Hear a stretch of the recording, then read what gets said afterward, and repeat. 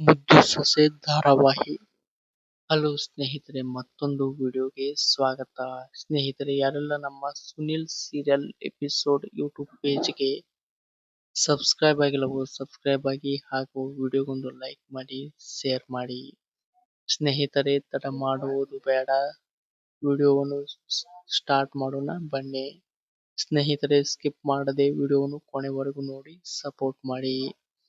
ಸ್ನೇಹಿತರೆ, ರಾಖಿ ಅವರು ಕಣ್ಮಣಿಗೆ ತಾಳಿ ಕಟ್ಟುವುದನ್ನು ತಡೆಯುತ್ತಾಳ ವಿದ್ಯಾ? ಕಾದು ನೋಡಬೇಕು.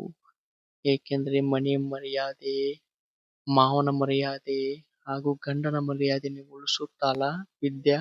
ನೋಡಬೇಕು.